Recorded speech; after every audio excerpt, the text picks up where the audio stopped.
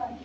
Foster, it means encourage or cultivate to have a good relationship to our students. One of the practices that we can do to have a good relationship to our students is get to know them. Getting to it is important to know the importance of getting to know your student, because if you know your student attitude, background, beliefs, and yung kung paano sila makipag-socialize, dito natin malalaman kung anong approach yung maibibigay natin sa bata para magkaroon tayo ng magandang communication, magandang connection dun sa bata. And next, use motivational practices. Using motivational practices, yung student, mabibigyan natin ng focus para makinig sa discussion. For example, yung minsan yung mga teacher na gumagamit ng icebreaker bago magsimula yung discussion para yung focus ng bata ay nasa kanya na agad para makinig sa kanya ng basta yung focus ay nasa kanya na. Yan, madaming motivational practices or techniques na pwede natin gawin para yung focus ng bata ay nasa atin pag nag-discuss. And that's all.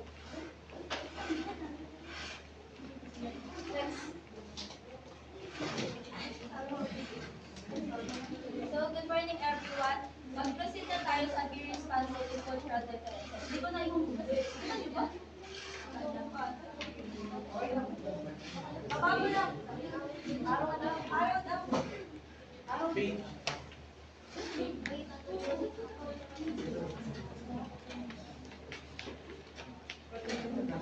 So, dito, ang ibig sabihin lang nito is mag-a-adapt yung teacher sa cultural differences ng mga estudyante. Dito is, i-adapt nila, babaguhin nila yung kanilang, hindi naman sa babaguhin na as in na buong babaguhin. Parang parang i-acknowledge nila yung cultural differences ng mga bata. So that mababago din nila yung change in style ng kanilang communication, yung paggamit nila ng language, yung behavior nila, para hindi sila magkaroon ng misunderstanding ng mga bata. Kasi diba, merong mga words na iba-iba yung meaning. Bawat, doon natin, may meron tayong mga words na iba't ibang meaning sa bawat lugar. So, in that way nga, hindi yung magkakaroon ng misunderstanding yung mga bata. Next is, we have here yung 3 types of question ni William.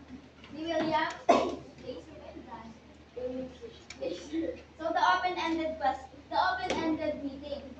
Dito, gumagamit yung mga teacher ng what would you do if na approach. So, this mean ay gumagamit sila ng nagtatanong sila ng mga hypothetical question sa mga estudyante. Tapos, since nga hypothetical question yun, magkakaroon ng chance yung mga estudyante na mag-think and makapag-respond dun sa question ng teacher. Tapos makakapag-develop din sila ng critical thinking skills gawa nga dun sa hypothetical question na tinanong ng teacher. Next is we have here the educational and diagnostic meeting. Dito naman, ito ay tumutukoy sa current state of learning ng estudyante. Dito, pinag-uusapan sa meeting na to, yung kung ano yung alam na ng mga estudyante at yung mga hindi pa nila alam. So, since hindi pa nga nila alam yun, magkakaroon yung teacher ng chance para maturuan pa nila o mabigyan pa ng bagong information yung estudyante in a way na madaling maiintindihan ito ng mga estudyante. Last is the problem-solving meeting. So, this meeting naman, it includes kung paano nila i-resolve yung mga specific problems sa isang classroom. Parang nila dito, i-resolve nila one by one para walang maiiwan na problem doon sa isang class. Next is we have here the peer forum technique. So this peer forum technique, from the word peer, is yung mga classmates natin or mga friends. Dito, it includes group discussion. So dito, itatakal nila dito sa meeting na to yung mga problem nila, isa-isa. Bakit tawanan? Problem nila, isa-isa. Tapos, pagkatapos nilang itakal yung mga problem nila isa-isa, pag-uusapan nila yung mga possible solution dun sa bawat problems na yon. And then, magbibigay sila ng kanilang mga own perspectives, mga advices dun sa bawat isa. So, gets nyo ba? Yes. So, that's all for my report. May I call on the next report?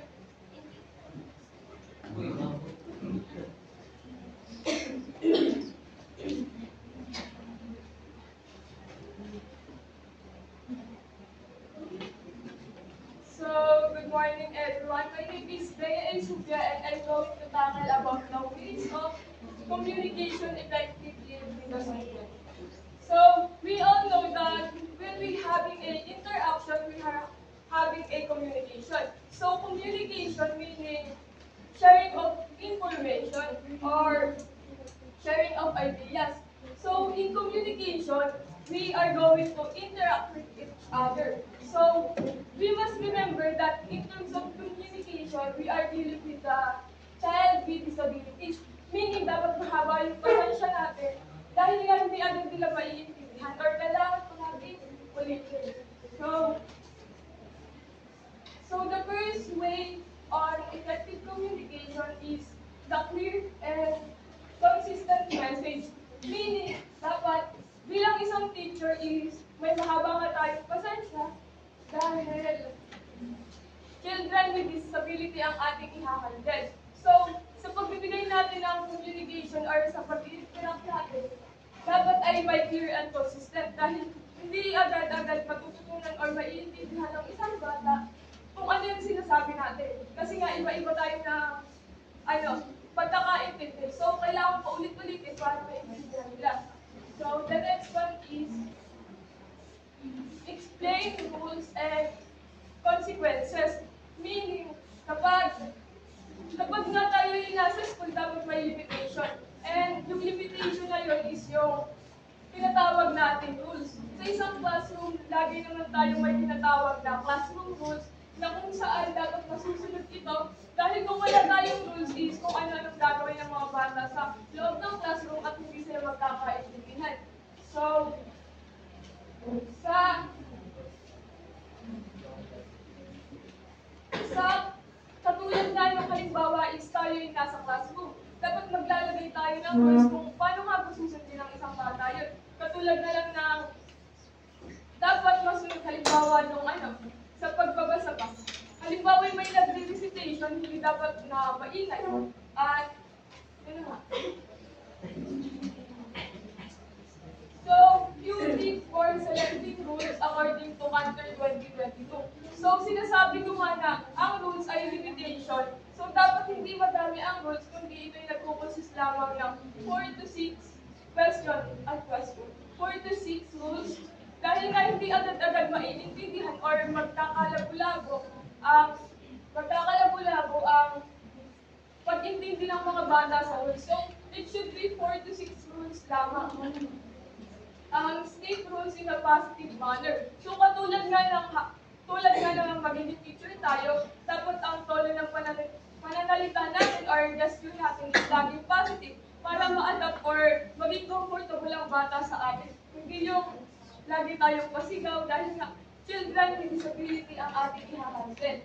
So, select observable rules that apply today. So, pipili lamang tayo ng mga rules na applicable sa araw-araw. Halimbawa is yung tahimik habang may nagkaklase, bawal ang paulit-ulit habang may nag-discuss muna.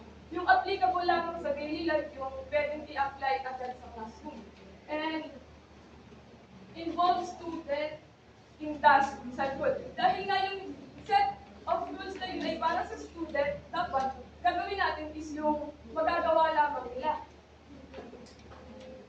So, sa rules, meron tayong positive and negative effect. So, in positive effect, dapat yung rules is masusunod ng isang bata or dapat ay alam din ng mga magulang magulang at may pinagkasunduan sila para magawa nila yun. Hindi yung bigay lang sila ng bigay ng rules, pero hindi naman nila alam yung mga consequence. And the bad consequence naman nito is yung hindi nga nila pagsunod, kaya nga may rules and limitations para maging maayos ang klase.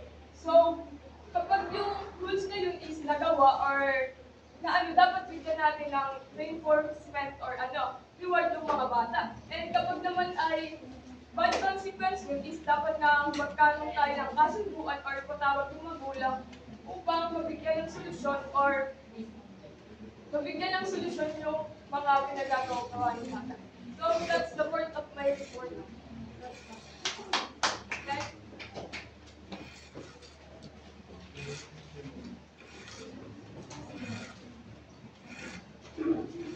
So next, we have the explain the daily schedule. So like Ma'am Anita and Sir Maranan did, binigyan niya tayo ng schedule dun sa mga tasks na gagawin natin every meeting. So katulad nga sa classroom setting sa halimbawa sa elementary or sa SPED education, kailangan din nilang magkaroon ng daily schedule para malaman nila kung ano yung i-expect nila within that day or meeting. Para maging prepared or ready sila about sa mga activities. So for example, the next day, ang nakaschedule doon ay new lesson. So ibig sabihin, parang ang mangyayari nun, so yung bata, pwede siyang mag-advance reading para magkaroon siya ng background dun sa lesson na ituturo ng teacher the next day. O kaya naman, kung ang gagawin naman ay may activities or quiz, pwede siyang mag-review, katulad ng ginagawa natin kung nagre-review mo talaga tayo. Pero nagre-review tayo, di ba? So, halimbawa, ang schedule for Friday ay may quiz nga. So, ang gagawin natin, syempre, i-ready natin yung sarili natin at i-prepare para makapasa tayo sa quiz. So, explaining the daily schedule,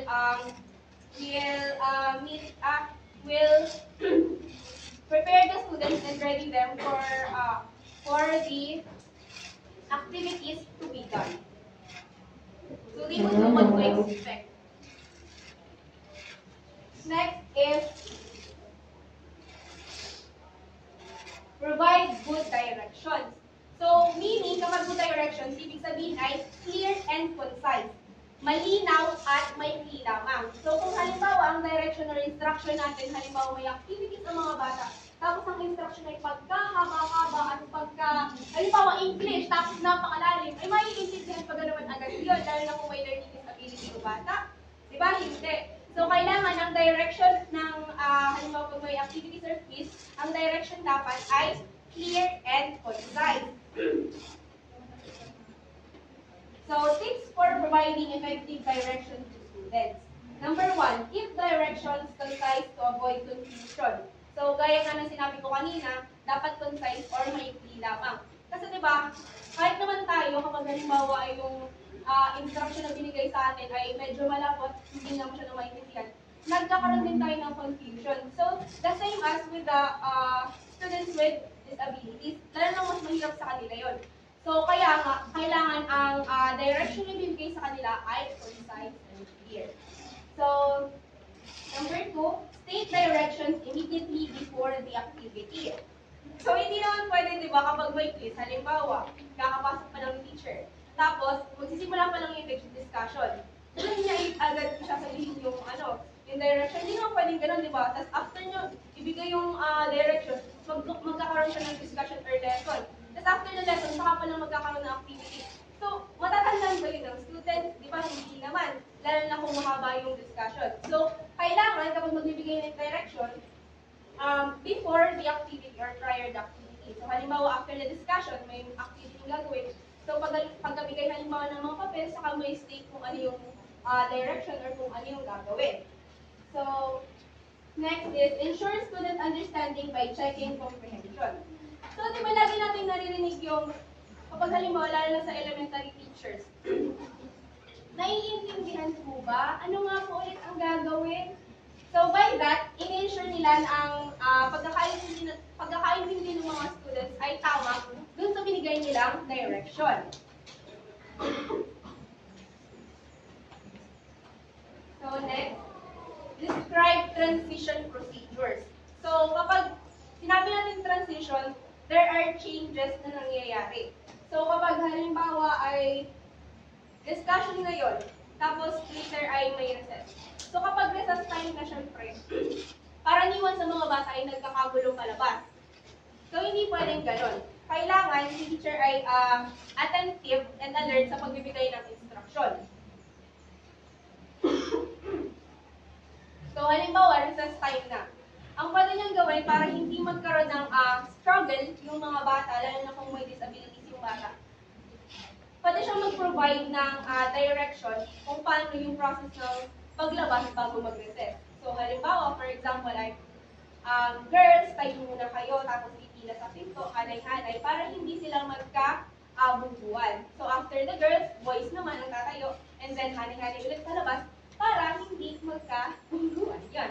And then, example pa rin ng isa pa ay yung halimbawa ay merong group activities ang mga bata. So, ibig sabihin, hiwa-hiwalay sila at nagpupunta sila sa sarili-sarili nilang designation areas. Halimbawa, group 1 dito, group 2 dito, group 3 dito, group 4 doon. So, kapag halimbawa tapos na yung activities, ibig sabihin, lilipat na sila sa sarili-sarili nilang upuan. So, kapag ganun, di ba, kahit tayo naman, nagkakaroon tayo ng bungguan, tapos yung mga chairs, yung ayos. So, pag gano'n, halimbawa, ang gagawin natin ay group 1, kayo, punta kayo sa sarili niyo upuan, group 2, gano'n. Para maayos yung transition process ng mga bata with, from the previous activity to the next one. So, yun lang. That's all for my part. Do you have any questions?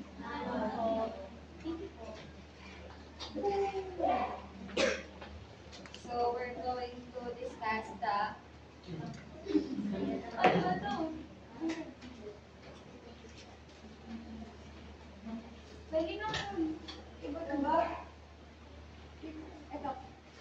So we're going to tackle the use specific phrase judiciously. So when we say judiciously, dapat ma-explain natin sa bata yung kahalagahan ng space pag nasa classroom kasi yung mga bata na may disability ay mahirap din ipa-intindi sa kanila. So, pag sinabi natin praise judiciously, it is a complimenting the behavior of the child.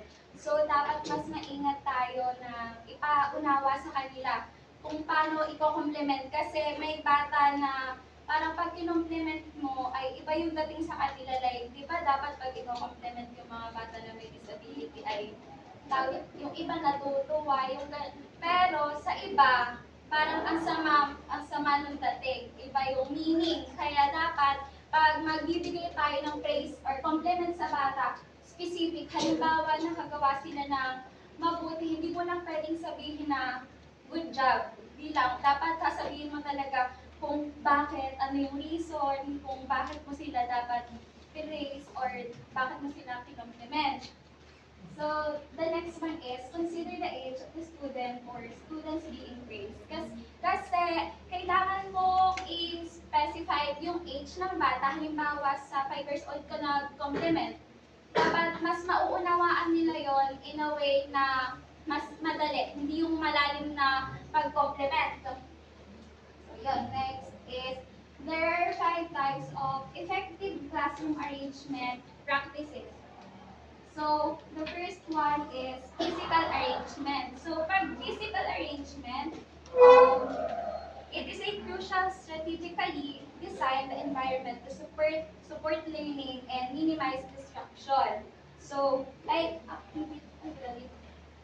activity-based. So, placing these in less distracting areas can help maintain focus during the individual group work of the students. So, pag physical, so halimbawa, may mga nakaharang sa paligid. So, kailangan natin yung tanggalin kasi pag nag-activity yung mga bata na may disability, nadi-distract agad sila. So, kailangan maayos yung environment nila para less distraction and makakagalaw sila ng maayos.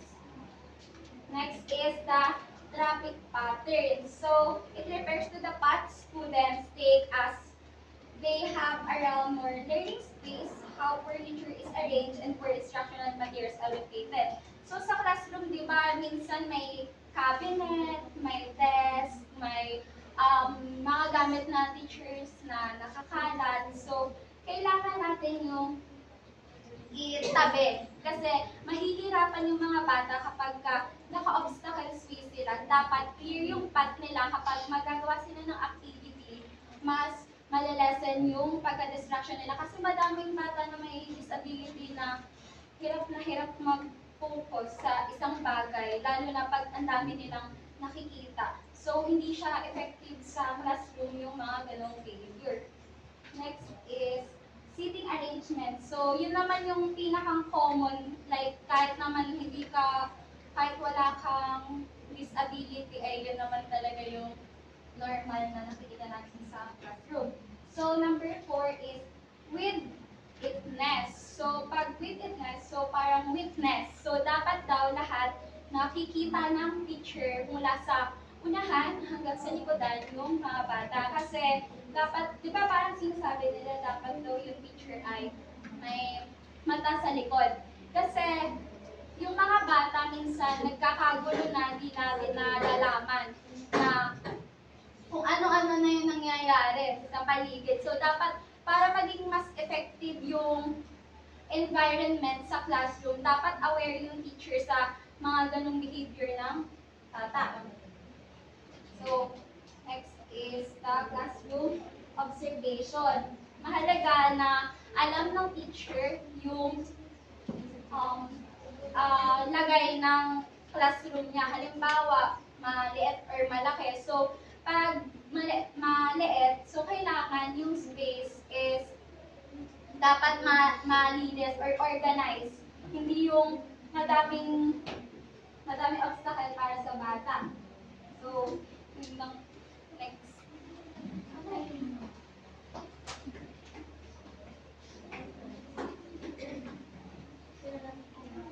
So, good morning everyone. I am Arian Jingaran. So, and today I am going to discuss about the instructional strategies for behavioral problem. But first, before I start, why is this strategies important? So, they are important because they benefit both the students and the teacher. Because if you're a teacher and your class is behaving well, then you can teach well.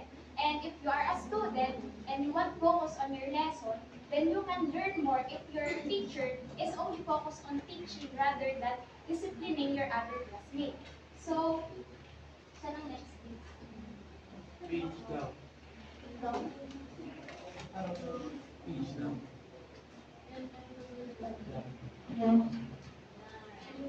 So, it is said here that these strategies are specific intervention implemented to promote positive behavior in the classroom. And they aim to address behavioral issues effectively and create a conducive learning environment. So, they do not only address the behavioral issues, but they create a solution for it as well.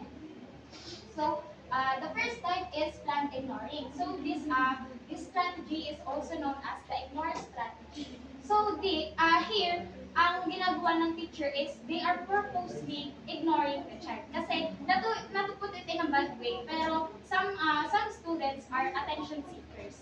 And when we say attention seekers in terms of the students, they want to get your attention even in smallest thing na minsan unnecessary na.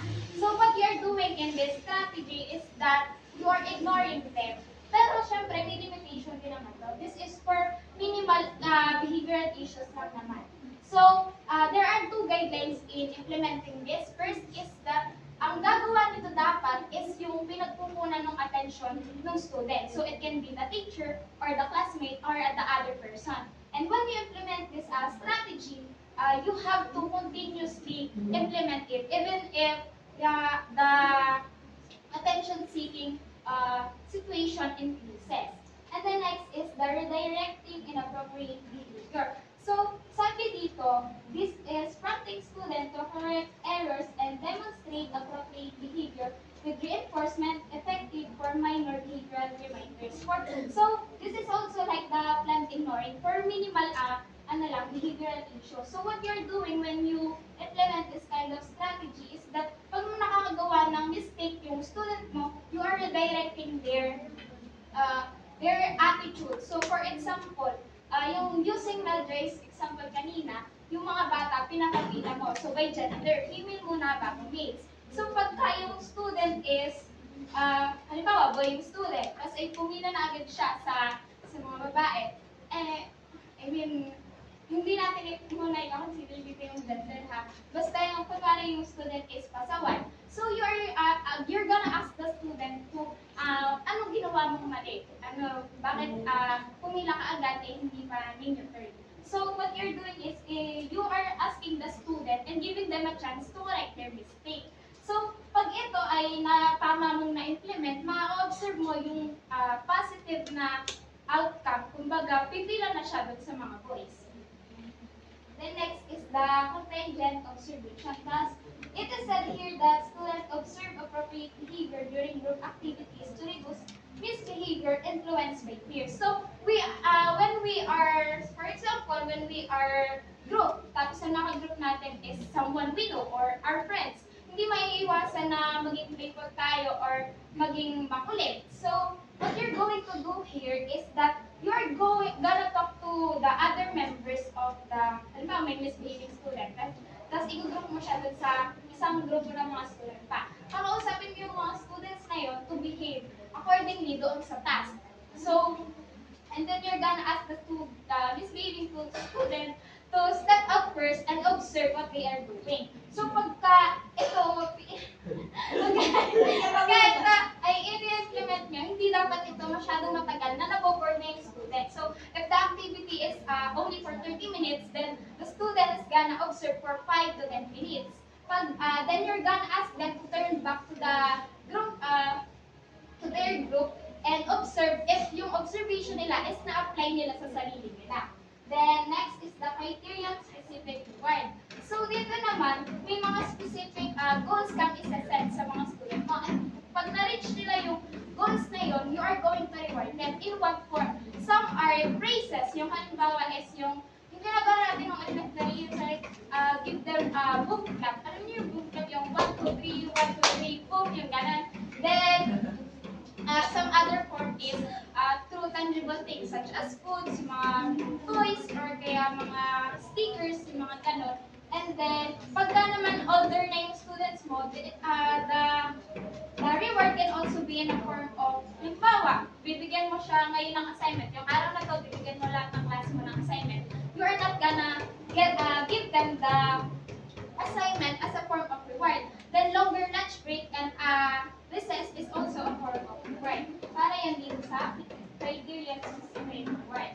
The next is contracting. Pag yung mga previous strategies na nabanggit ko is not working, you are gonna use this strategy. Kasi sabi dito, this is establishing written agreements to target and improve specific behaviors, particularly for students not responding to other interventions. So, this is like the last resort na. Pagka hindi na nag-work yung ibang strategies, you are going to write a written document, an agreement to what are the goals na dapat ay ma-improve ng student na yun. Then, yun na. Thank you.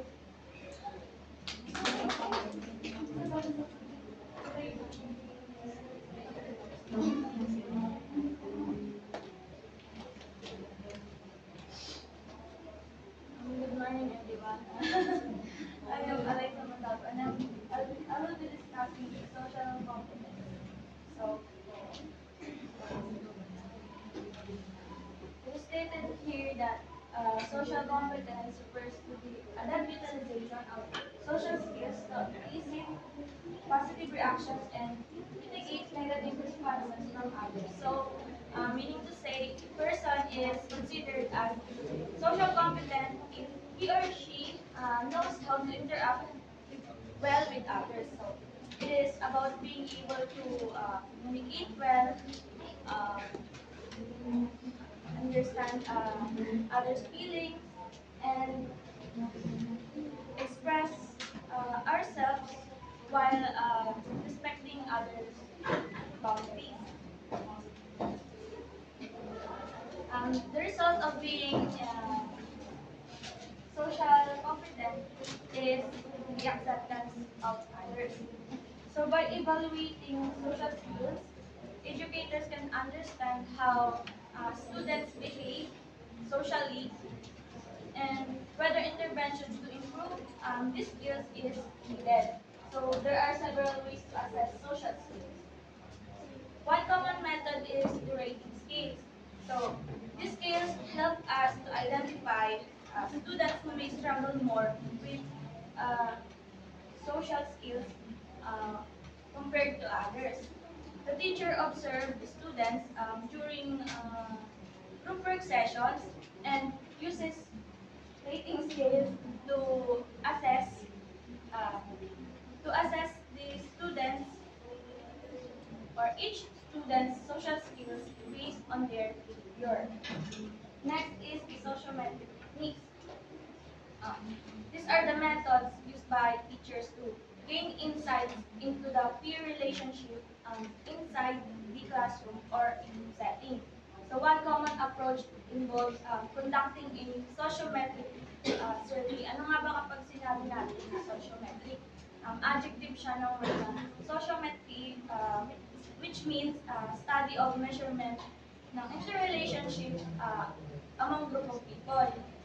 Then, gamit yung sociometric survey, which consists of a set of questions that students may answer anonymously regarding to their perspective sa kanilang mga klase. These questions may ask students to nominate their classmates who they like to interact with, spend time with, or those classmates that they considered as friends, as well as those classmates na they may not get along with or prefer not to interact with.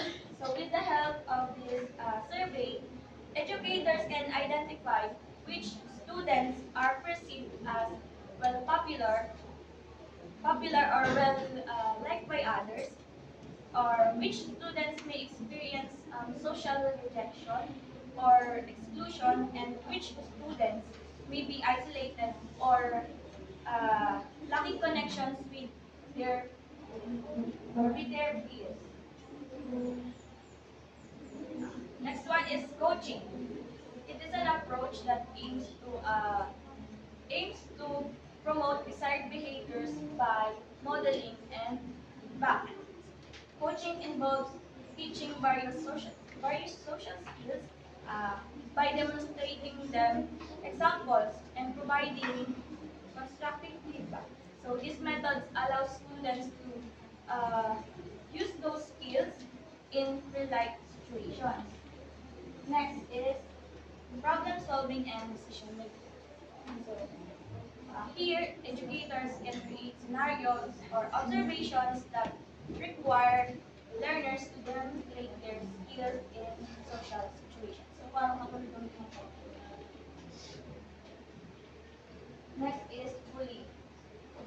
Bullying is when someone intentionally harms or causes discomfort to another person. So it can be physically, it can be classified. No. Whether through physical, psychological, and verbal. So the person being the bully attempts to assert power and control over the person being bullied.